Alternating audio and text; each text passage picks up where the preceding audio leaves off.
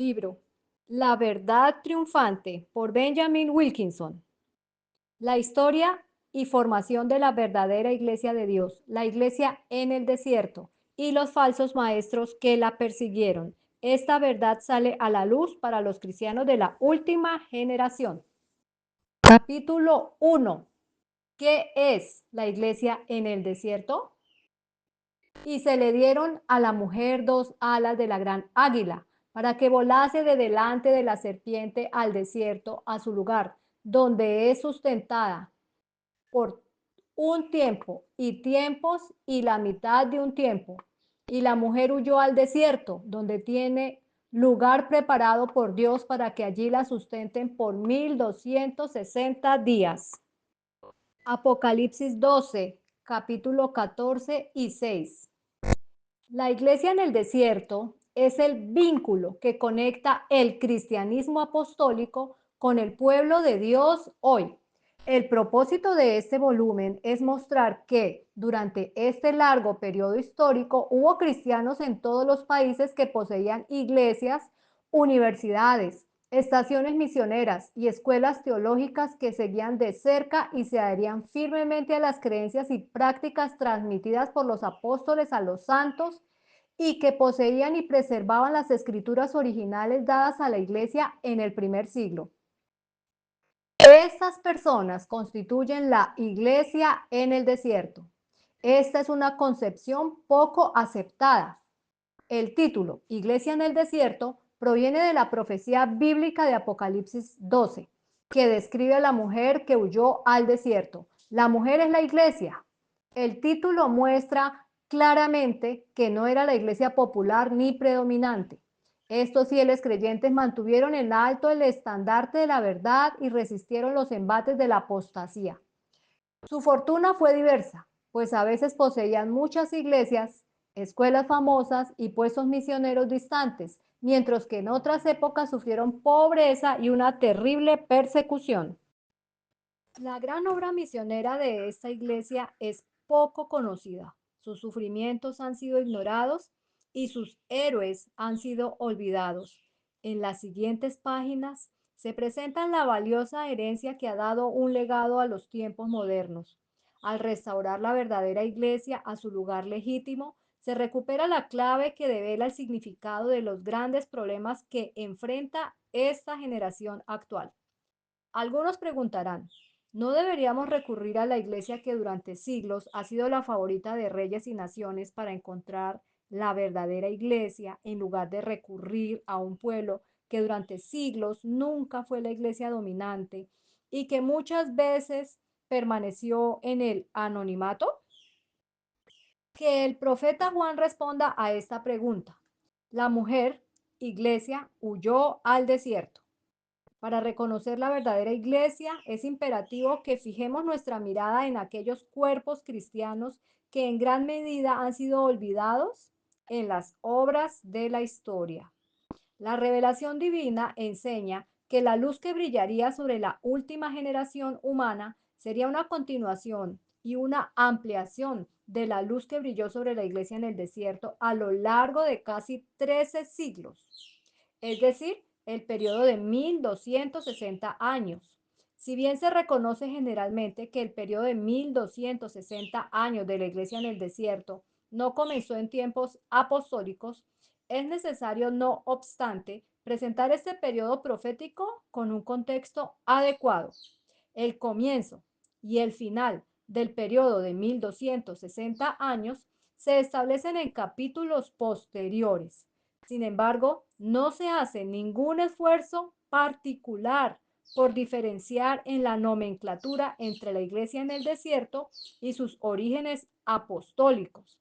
Debe entenderse desde el principio que, al presentar el sorprendente registro de esta notable iglesia, no se pueden seguir los viejos caminos trillados utilizados por casi todos los escritores de historia de la iglesia. La luz de la profecía bíblica ha señalado el camino para esta investigación y el método con el que debe abordarse este tema. Este tema rara vez o nunca se ha presentado de tal manera que revele las interrelaciones asombrosamente interesantes que existían entre los diversos grupos de creyentes en fieles y en zonas muy alejadas.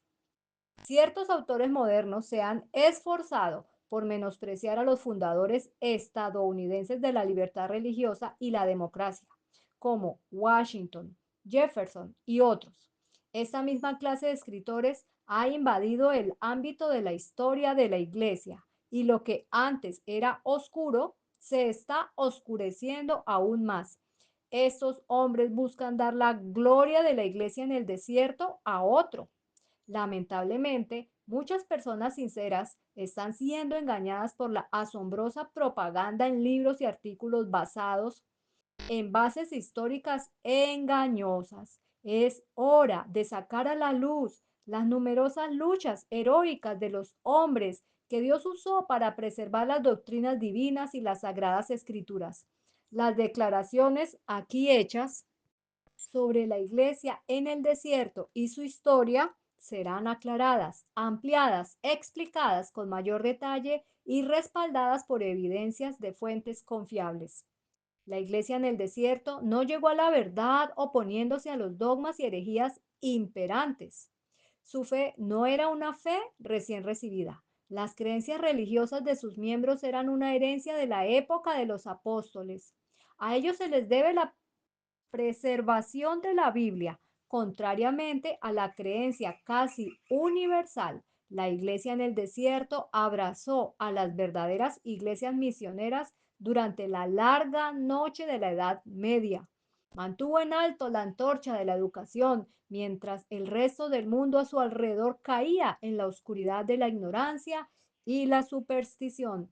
Su territorio no era limitado, al contrario, su influencia penetró en todas partes del mundo conocido.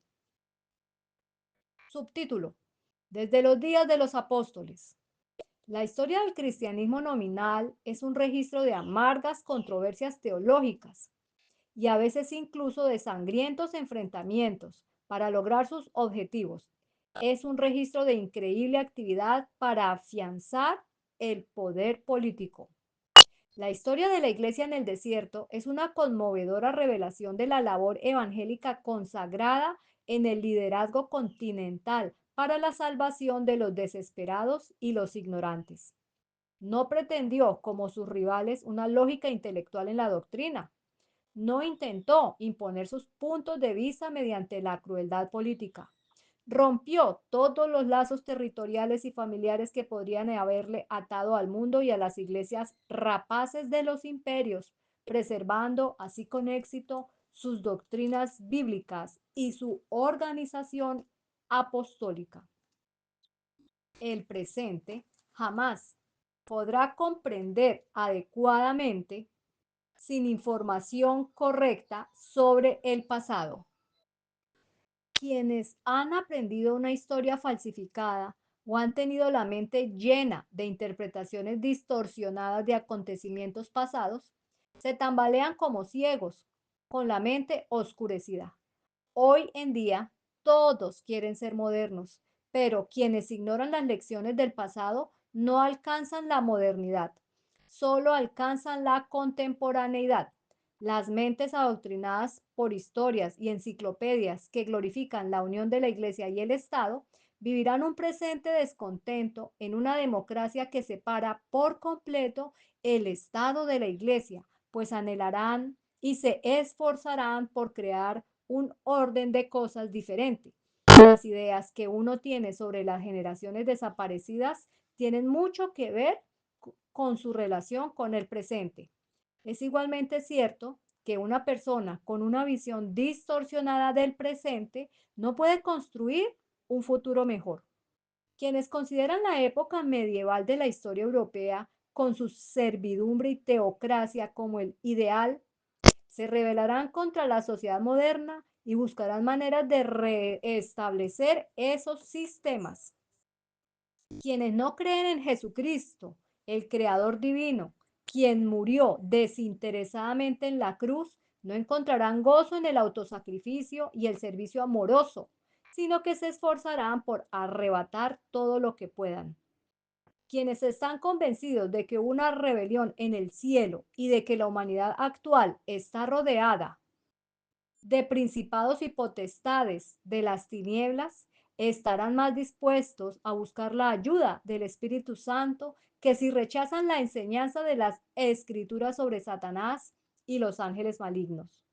En otras palabras, el hombre visualiza un futuro que debería seguir su estimación de las potencialidades presentes, ya sea su estimación correcta o incorrecta. No todos han sido conscientes de las luchas decisivas que se libraron tras bambalinas por la iglesia en el desierto. Muchos han pasado por alto los verdaderos centros de la actividad cristiana del pasado. Comprenden muy poco el significado de los acontecimientos trascendentales que ocurren hoy porque ignoran este contexto histórico. La perspectiva correcta de la historia pasada es tan necesaria para un liderazgo eficaz como la apreciación de los valores presentes. Muchos tienen un conocimiento superficial de los mensajes de Dios para esta generación, porque se les ha enseñado a fijarse no en los orígenes subyacentes, sino en lo superficial del pasado.